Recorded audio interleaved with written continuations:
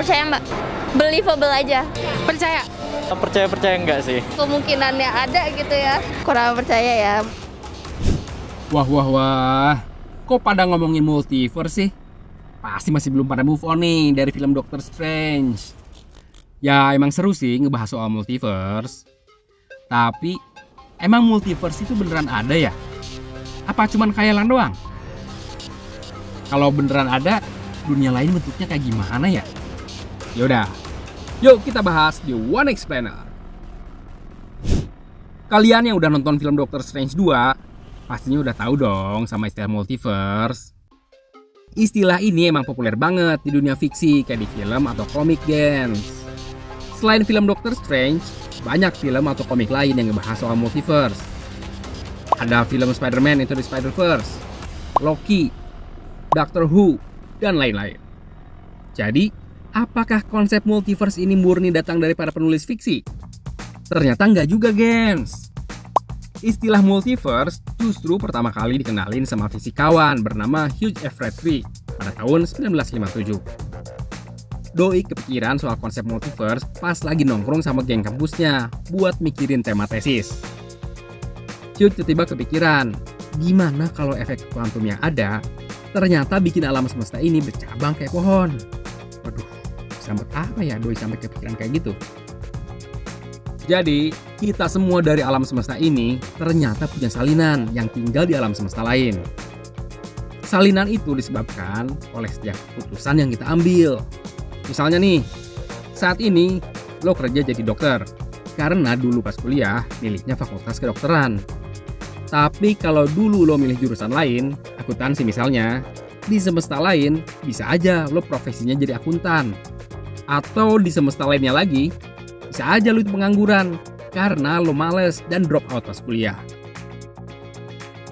Menurut teori ini, jumlah semesta ini nggak terhingga gens, karena tiap keputusan yang kita ambil bisa bikin semesta baru. Konsep multiverse kayak gini tuh disebut juga dengan istilah Daughter Universe atau Many World Theory. Konsep ini mirip banget sama konsep multiverse di film serial Loki. Ayo, pada nonton gak tuh? Sebenarnya masih banyak teori lain soal multiverse. Misalnya nih, teori inflasi. Kayak teori ekonomi ya. Menurut teori ini, perkembangan semesta masih terjadi sampai sekarang. Ini memungkinkan terciptanya semesta lain yang beda sama sekali dari semesta kita. Ada juga teori bubble universe. Menurut teori ini, alam semesta punya banyak versi yang terpisah dalam berbagai gelembung. Tiap gelembung semesta itu isinya triliunan galaksi gens. Ada juga nih, teori infinite universe, mathematical universe, dan lain-lain. Nah, itu tadi konsep soal multiverse. Sekarang pertanyaannya, emang kita bisa pindah-pindah antar universe kayak di film Doctor Strange? Sayangnya menurut ilmuwan, hal itu nggak bisa gens. Misalnya nih, dalam teori bubble universe, perjalanan antar semesta ini nggak mungkin terjadi. Sebab tiap gelembung semesta itu mengembang dengan kecepatan cahaya. Udah gitu, konsep multiverse sendiri itu masih berupa hipotesis gens, alias belum bisa dibuktiin. Ya karena belum bisa dibuktiin, berarti belum bisa disebut nyata juga ya gens. Soalnya fisika itu kan sains yang berbasis eksperimen gens, alias harus bisa dibuktiin. Tapi gak menutup kemungkinan nih kalau di masa depan ada ilmuwan yang bisa ngebuktiin. Ya mungkin 100 atau 1000 tahun lagi gitu gens. Ya siapa tahu ya kan. Soalnya nih buat orang zaman dulu misalnya nih, teori video call itu mungkin kedengarannya kayak fiksi. Tapi lihat sekarang, video call udah jadi hal yang biasa kan. Nah, mungkin sekarang multiverse itu masih sebatas hipotesis alias belum bisa disebut nyata. Tapi 100 atau 1000 tahun lagi, ya siapa tahu bisa jadi kenyataan gens.